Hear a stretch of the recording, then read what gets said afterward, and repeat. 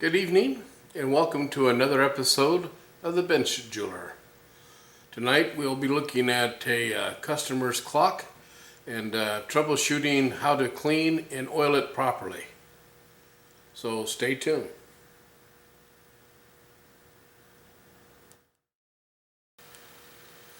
Welcome to the Bench Jeweler. Tonight we're going to look at something just a little different, and we're going to troubleshoot this old antique clock.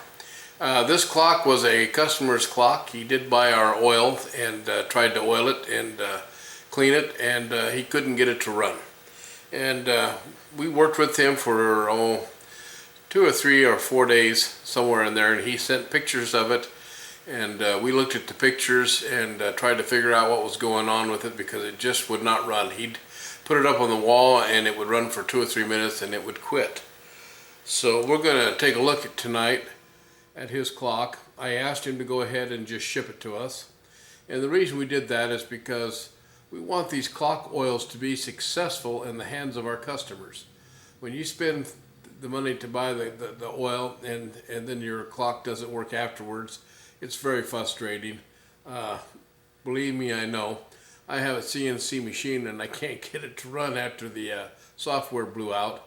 I lost the hard drive and I can't get it to work, and I can't figure out what's going on. I even bought a different computer for it. So I understand the frustration levels.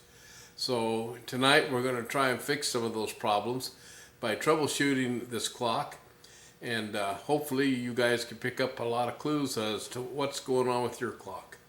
So with that, we'll get started. And like I said, this clock was shipped into us here last week, I think about last Thursday or Friday. I didn't have a chance to get to it until this evening, and I took a look at it, well, earlier this morning I took a look at it. So I discovered quite a few things that need addressing, and the customer, Bill, did a wonderful job. He cleaned it properly. He went out and got some 3-in-1 oil, which is what we asked him to do to clean the mainsprings, since the mainsprings were already let down. Now, I'm going to caution you on the mainsprings. Don't try to undo the latch, which is right here. This is your ratchet gear. And if you try to hold this with a key and then push this ratchet gear out and start unwinding this with a key, that key is going to get your fingernail or your thumbnail, and it's going to hurt. Just don't do that.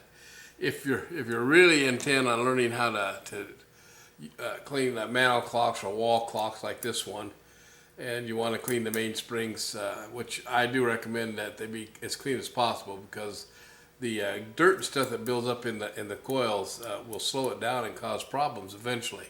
So you need to, if you're really intent on getting into fixing a bunch of your clocks, you're going to need a let-down tool like this, which when you put it in there, in here, you now got your hand and you can undo the ratchet gear and let this thing slide down.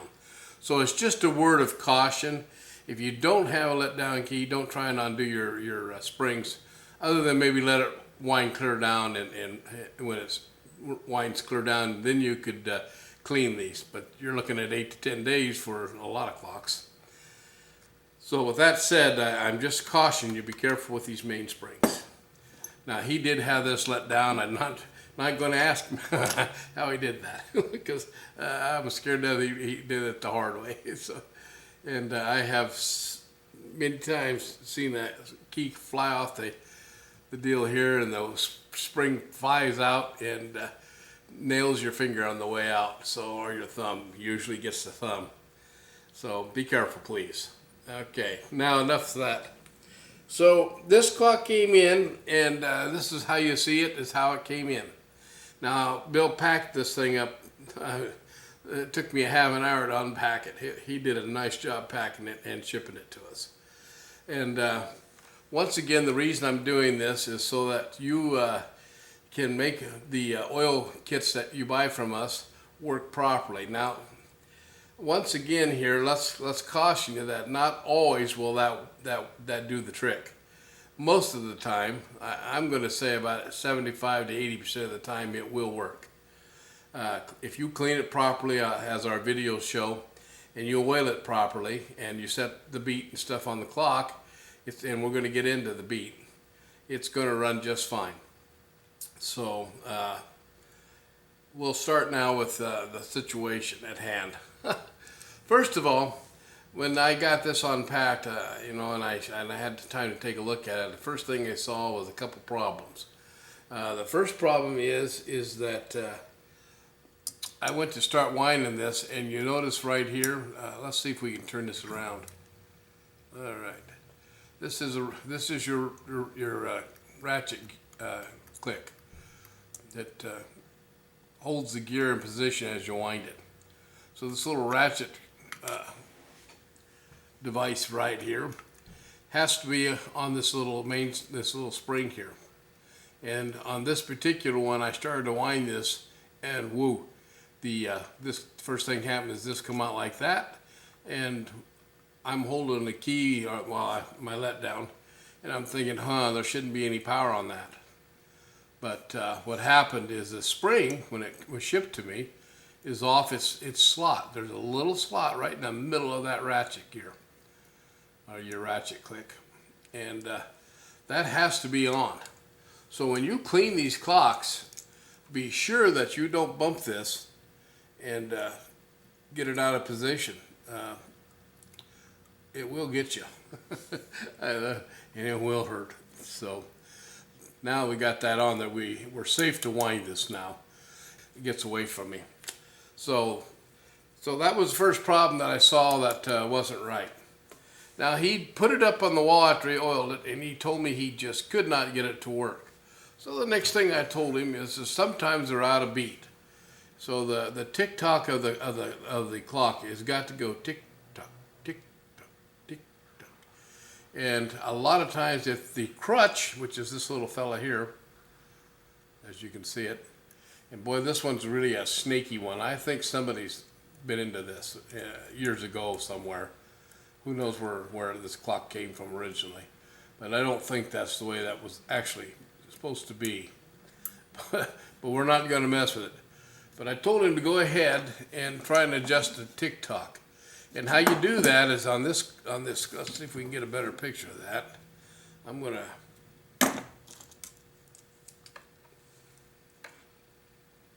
bring that in just a little bit. Okay, now if you look at the crutch. Okay, now if you look at the crutch, you'll see that it's attached to the verge, or the pellet fork here and here. The verge, it comes down from the verge, it goes around and loops around the bottom of your leader, and that's what gives it its power, as you see the motion of the pellet fork. Now the next problem that he had, and I think this is probably the big problem, is now in the pictures that he sent me, this was not loose. It was where it belonged. But when it got here, and I think probably the last time that after he got done cleaning the mainsprings, I'm guessing that this guard that goes over the verge pin, there's a pin right here, right in the middle of that. See it? Right there. And this little guard has to sit, we're going to put it on there right now, has to sit right in the middle, just like that. Whoops, not quite enough. There you go. And it was not there. It was laying on the verge itself. Well, no matter what you do, it's not going to run that way. It'll run maybe for a minute or two, and that's going to be about all you get out of it. And I think that's what happened after he got her all done for, I don't know, he probably attempted 2 or 3 times to get this to run right. So what I did tell him to do is take the crutch. Let's see if we can kick out a little bit here. I told him you could take a pair of pliers and you grab it just where the bottom bend is, right here, and you can just push this one way or the other, a little bit this way or a little bit this way. You can push it this way or you can push it this way. And that changes the balance of this pellet fork, or the verge. And that gets you back in beat, so you have a nice even tick. And that would be the distance, if you was looking at this center pivot right here, you'd want this to tick this far and then this far. We don't want it to tick this far and that far. It's going to be a tick clunk, and that won't run the clock. The clock won't run doing that. So now let's move on. So that was his first mistake. Second problem is that this pad, while we were talking about it earlier, broke off, and that's just because they're pounded out so thin, and it probably had a crack in it, and it broke off. So I had to go ahead and take it down to the shop, and I had to put a little solder on this, a little acid core solder, and I reattached the pad, so it'll work just fine that way. Now you can see down in here there is, let's see if we can bring this in again a little tighter. You can see that this has been, this verge has been worked on before. There's a glob of solder here, and I think that was trying to keep this, the verge pipe broke loose off of the brass clip that holds it. And then again, right in here, you can see where it was broke clear across. Oops. It was broke clear across. And so they soldered that back on too. So we're just going to leave that alone because I think it was close enough. And they look like they had polished the pads again. So everything looks to me like it should run. Now that was the other error that was made on this clock. It just something that, and once again, in the original pictures that he sent me, I couldn't see any problems there. But after we got it here to the shop and we opened the box up, we noticed that that had slipped off. So Bill, you have to be very sure, because this is it doesn't hold very tight. There's no dip in there to hold it. So what we don't want is that when we get it back to you, we want to make sure that that sits right even in the middle here so that this little fella works. Now, these critters all have a mind of their own. I know you don't think that brass and steel and gears should have any mind, but it has its own mind. And if he can give you trouble, he will. So, but the idea is to get your clock kits in with your oil and your oiling tools, and have a little bit of fun and enjoyment and tinkering around with your clocks. Now the other thing that I can see now, we're going to leave these alone, but these are starting to wear pretty bad. So he needs to take his key and be sure that it fits this nice and tight. Or otherwise these rounded corners are going to cause a little bit of trouble here. Let's see if we can shoot back. I keep thinking, you know, I don't have a camera person here, but this one here is if you look at it, it's even got a slight bend to it. And we're just going to leave that alone because it works just fine. And the key that I think it takes the number 6, works on this. So, but these are wearing, so he's going to have to kind of be a little bit more careful with those. All right, so all of these things that we corrected, we went ahead and fixed the pad, and we put it on the clock in the right position. We checked the springs, and we fixed the little clicks on them so that they're in the right position. And the next thing we want to do in troubleshooting this thing is we wanted to get our little old fat fingers in here, and we want to see if any of these pivots, and we're looking for this pivot here, this pivot here, this down pivot here, this pivot here, and this one. We're wanting to see if they bounce around, and they don't. You see that? So, and we're going to do the other side, and we don't have any play in it. So that's a real good indication. We don't want to see these pivots bouncing around inside of the housings. That's called the bushings, by the way. But so we're going to check the back side and take a look.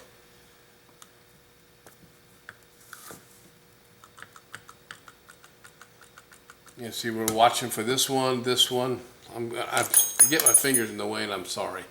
We're watching for this pivot, this pivot, this pivot, this pivot, these two outer pivots. We want to make sure that they're not moving around, and because if they are, then it's not going to run. And sometimes the clock is just so badly worn that that's what the problem is. And it's not because you wound it up, it's just because the pivot is just wore out, and then you're going to have to take it to a clockmaker. So But Bill's clock, and we're moving the other side now just to take a look, works fine. Now the next question he asked me, he says, which of the mainsprings runs the escape wheel, the power? And I looked at the pictures just as flat like this, and you really can't follow these gears because you can't see where they're at. However, on this particular clock, and I have not ever seen one like this. I've been doing this for 40 years, people. I've never seen a clock like this one, and there's no numbers on it. So it's just an old antique clock, and I love these old clocks, and we want to try and save as many as we can on the market out there. So let's turn this back around. Okay. So here's the power gear, and it drives the intermittent gear, second gear, third gear. And the third gear runs the escape wheel up here. So this one runs the intermittent gear, the second gear, or the minute gear, and the upper gear here, and this gear. And so when this is wound, it runs the escape wheel on the front, which you can see right here. Right there. Now, here's the other mainspring. What does it do? There's no hammers, no striking mechanism on this. And lo and behold, this gear right here, let's see if we can get around here. This gear right here also goes to the intermittent gear, the center gear, and the upper gear, and the pivot gear. So both these mainsprings actually run the power of the clock. And I've never seen that where it's got double power for the mainsprings. And I'm not sure whether it really needed that much power to drive that pendulum or not, but apparently it does. Very, very interesting clock. So Bill was getting, I think, a little frustrated. It just would not run for him. And he did everything he could to do it right. And he followed the instructions to a T, and it just would not run. And what happened is once again, this guard came loose, and I think it was riding up on the verge here, and it wouldn't allow it to run right. The only other thing that I looked at that I couldn't tell for sure was that there wasn't any. I didn't think there was any oil on the teeth, and you have to have oil. And I'm going to show you. You know, the oil that we give you is a heavier weight oil than the clock oil. And it's only for the escape wheel. Don't ever use it for anything else. It's too thick. But we designed it so that it would just barely touch and stay at the very end, very top of the tooth. Right at the very top. Right there. And let's go ahead and bring a tighter shot in. So we want to, let's look down here, we want that oil just to touch the very tip. And it's going to draw down a little bit. But a thin clock oil, and there's a lot of them on the market, will just draw right down onto your wheel. And then it'll draw up in here. It'll actually, capillary attraction pulls it away from the tooth. And you've got a messy escape wheel that's full of grease and oil over time. So that's why we want to be real careful about how we oil these. So what I recommend is that you oil every other one, all the way down. And you can do, if you just get 1/2 of it, it's going to feed the rest of it. And you can put a dab of oil right here on the foot of the pellet fork, and you can put a little dab of oil right here on the edge of the other pellet fork. All right, so with that, I don't see anything else wrong with this. I think it was cleaned properly. The only thing I don't like is that this shaft has got a slight bend to it. So over a period of time, somebody's tried to work on that. Also, I wanted to go through another thing, is that there is a brand new bushing in here, there was a bushing in here, and a bushing here. So somebody had, over a period of time, worked on this clock once or twice, or 3 or 4 times. So Bill, that's about all that's wrong with this clock. Was just a couple little adjustments, and we'll go ahead and put it on the stand here, and I'll show you how to set the beat.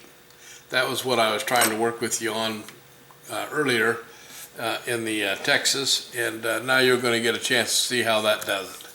So we'll go ahead, and we'll be back here in just a short. Let me get this thing set up so we can kind of get set up so you can see how to do everything. So.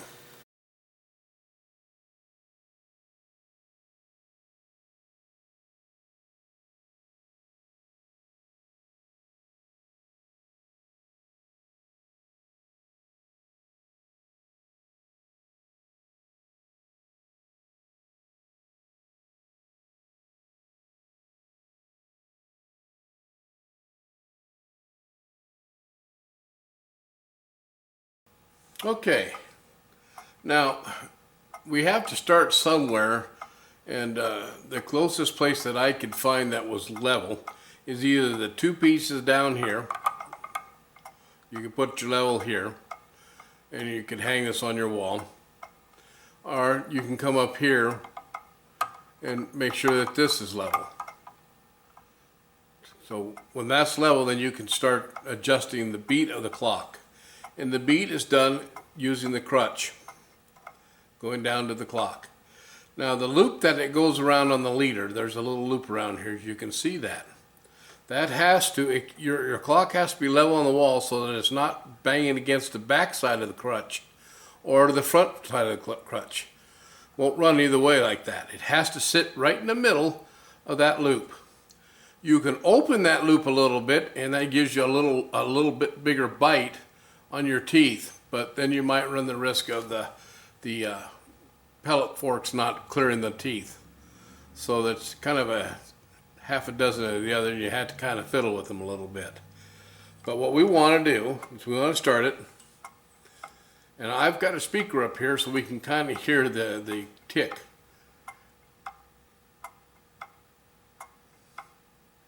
And what we're getting is a tick clunk, tick clunk, tick clunk, tick clunk. So we're not close enough in the beat for this to run continuously. It would eventually slow down and stop, which is what Bill was having problems with. The part of the problem that Bill had was that I think this pad was up here off the guard. The guard pin was off the verge, and I think it was causing some problems.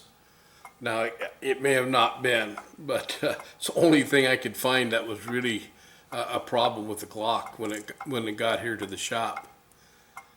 So the next thing we want to do is make sure that the suspension spring is all the way down on the post.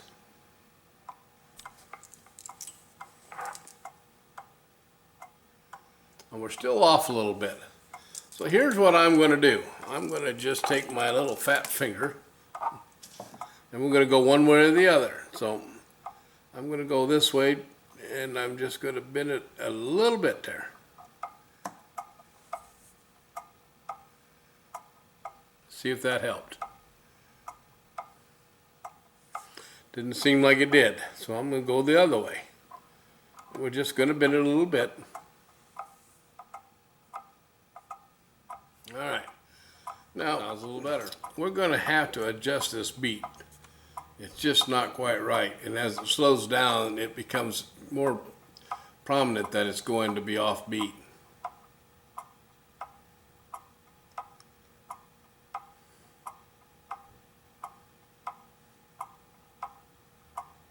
I'm going to do a little trick here. We're going to feed that just a little bit more oil right there.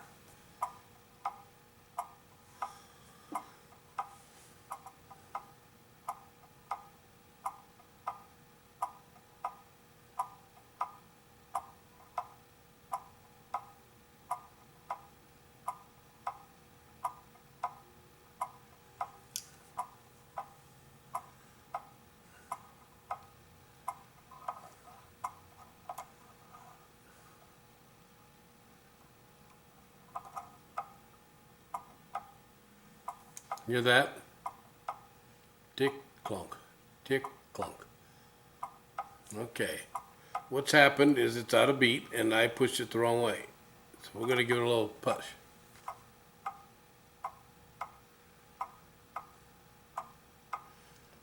We're a lot closer.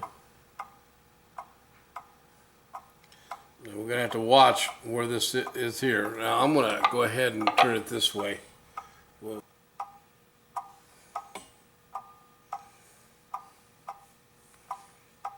So we're pretty well straight that way. We're pretty well straight that way. So we need to have that straight on the wall, like this here. It's got to be nice and up, within reason. It could be off a little. And then we want it to be nice and level side to side.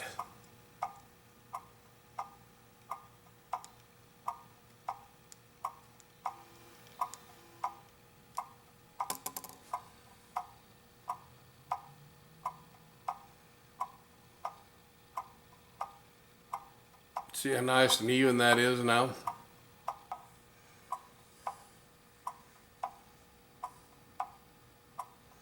Okay, we're about in the middle on that loop.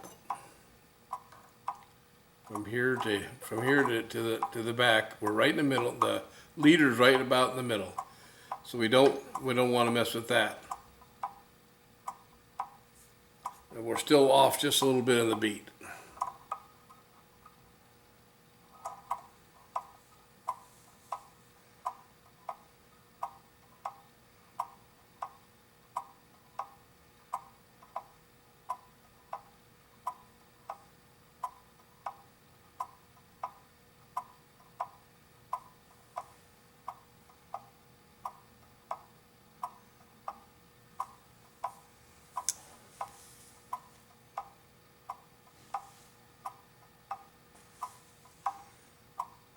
Okay, now we've made a couple of adjustments. We bent this forward just a little bit to get this in the middle, and we bent it this way, to get it in beat.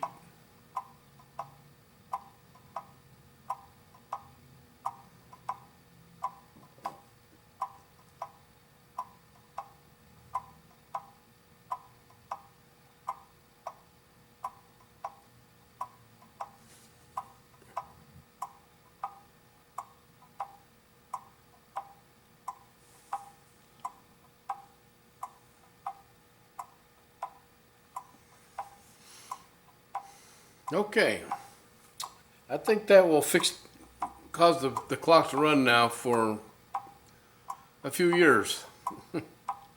And I'm sure that our customer Bill will be very tickled with his oil, his cleaning, and he saved his antique clock. He was really thinking about putting in a different movement, like an electric movement or a battery movement, and that's when I told him to ship the clock to me.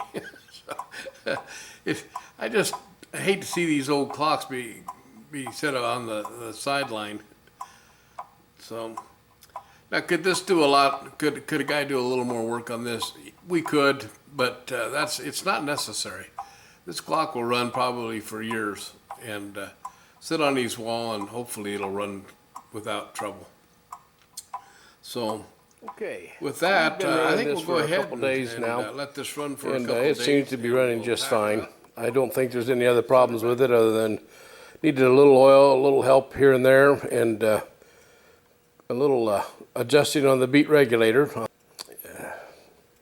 It needed a little help from the crutch to set it in beat, and I think that it's going to run just fine. So we're going to pack this up here on Saturday, and we'll probably ship it out on Monday.